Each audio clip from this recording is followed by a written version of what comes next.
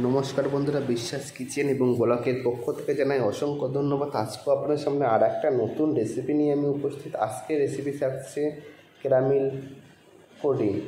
তো রেসিপিটা আমি কীভাবে তৈরি করছি সম্পূর্ণ ভিডিওটা স্কিপ না করে দেখতে থাকুন। চলুন ভিডিওটা শুরু করা যাক। প্রথমে আমি এখানে নিয়ে নিয়েছি ছোটো একটা স্টিম, ওটা একটা ওভেনে বসিয়ে দিয়েছি এবং গরম হয়ে গেছে। ওখানে তারপর দিয়ে দিলাম 3 চামচ চিনি এবং তারপর সামান্য একটু জল দিয়ে এটাকে ভালো করে ফুটিয়ে প্রথমে ক্যারামেলটা তৈরি করে নিতে হবে। তো জলটা ফুটে যাচ্ছে, দেখতেই পাচ্ছ। এখানে একটা চামচ দিয়ে আস্তে আস্তে কিন্তু একটু নাড়াতে থাকতে হবে, আর ফ্লেমটা এই সময় কিন্তু একটু মিডিয়াম টু লো রাখতে হবে। 2-4 মিনিটের ভিতরে কিন্তু আপনাদের ঠিক এরকম কালার চলে আসবে, আর কালারটা ঠিক এরকমই যেন হয়। এর থেকে বেশি হয়ে গেলে কিন্তু বন্ধুরা পুড়ে গেলে তিতো তিতো লাগবে, খেতে ভালো লাগবে না। সেই জন্য আমি যেরকম কালারটা করে নিয়েছি আপনারাও ঠিক সেই রকম কালারটাই করে নেবেন, দেখবেন খেতে কিন্তু দুর্দান্ত আসবে। সেই সঙ্গে পুডিংয়ের রঙটাও কিন্তু পারফেক্ট আসবে। তারপরে আমি এখানে একটা কাচের বাটি নিয়ে নিয়েছি। এই বাটিতে কিন্তু আমি এই ক্যারামেলটা সুন্দরভাবে ঢেলে দেবো। ঢেলে দেওয়ার পরে কিন্তু আমি এই বাটির চারিপাশে ক্যারামেলটা কিন্তু সুন্দরভাবে লাগিয়ে নেব। তো এটা কিন্তু একটু তাড়াতাড়ি করবেন, তা না হলে কিন্তু এই ক্যারামেলটা কিন্তু গরম অবস্থায় আছে বলে একটু পাতলা আছে, ঠান্ডা হয়ে গেলে কিন্তু নরম টাইট হয়ে যাবে, আর তখন আর কাচের বাটির গায়ে লাগতে চাইবে না, এক জায়গায় জমাট হয়ে যাবে। সেই জন্য তাড়াতাড়ি যত সম্ভব সেটাই করে নেবেন। আমার লাগানো কমপ্লিট। বাটিটা এবার কিন্তু আমি একটা সাইডে রেখে দেবো। তারপর কি করব, আমি একটা বাটি নিয়ে নেবো। সেই বাটিতে কিন্তু আমি 2টো ডিম কিন্তু ভেঙে দেবো।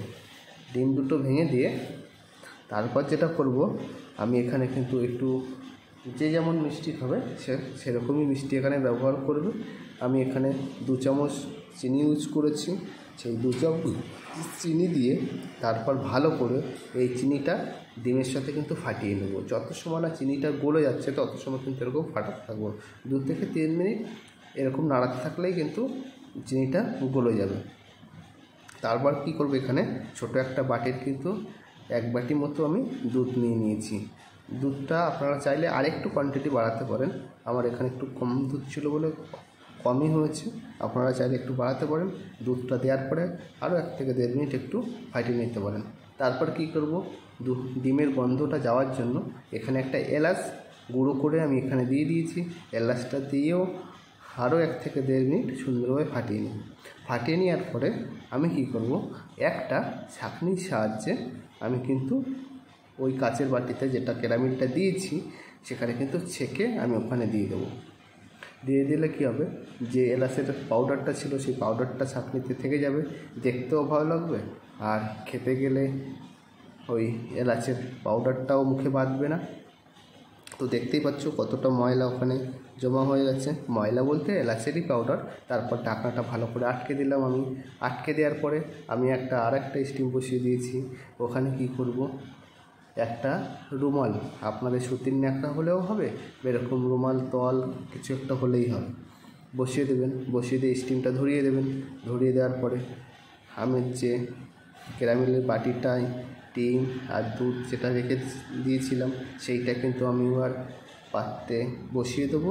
বসিয়ে দেওয়ার পরে এখানে কিন্তু পরিমাণ মতো জল দিতে হবে। জলের পরিমাণটা কিন্তু একটু মিডিয়াম রাখবেন, কারণ বাটির যেন 3 ভাগের 1 ভাগ যেন ডুবে থাকে। আর বেশি ডুবে থাকলে কিন্তু যখন বাষ্পটা উঠবে তখন কিন্তু বাটিটা নাড়া খাবে, নাড়া খেলে কিন্তু আর ভালো বসবে না পুডিংটা। সেই জন্য আমি 3 ভাগের 1 ভাগ জল দিয়েছি। তারপর আমি প্রথমে 5 মিনিট কিন্তু ফ্লেমটা হাই ফ্লেম রাখবো যাতে জলটা গরম হয়ে যায়। তারপর আরও 5 minute low flame to medium রেখে দেবো।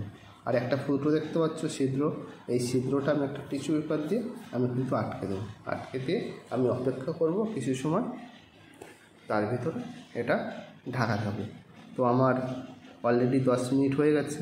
তারপর আমি একটু চেক করে দেখলাম হয়েছে কিনা, দেখলাম হয়ে গেছে। তারপর ঢাকনাটা খুললাম। খোলার পরে আমি একটা হাতা নিয়ে নিয়েছি প্লাস্টিকের ফাইবারের, যেটা রবারের, ওটা দিয়ে আমি কিন্তু চারপাশটা একবার সারিয়ে নিলাম। যদিও কাচের বাটি আছে ছেড়ে যাবে, তবুও আমি দেখছিলাম কেমন হয়। তো সারিয়ে গেছে। আমি এবার এই কাচের বাটিটা এই প্লেটে কিন্তু উল্টে দেবো। উল্টে দিলে কী হবে, আমার কোটিংটা পড়ে যাবে কিন্তু সহজেই, কোনো কষ্ট হবে। এরকম ধরলাম আর আস্তে করে উল্টে দিলাম। উল্টে দেওয়ার পরে এই যে ক্যারামেলটা দেখতে পাচ্ছ, এই ক্যারামেলটা আমার একটু দেরি করে খোলা হয়ে গেছে। একটু তাড়াতাড়ি খুললে তাহলে ভালো হতো। একটু ক্যারামেলের পরিমাণটাও একটু বেশি হয়ে গেছে। তো বেশি হয়ে গেছে কোনো প্রবলেম নেই, বেশি হলে ভালো, একটু জেলি জেলি ভাব। আমি বেশি অংশটা একটা পাত্রে ঢেলে নিয়েছি।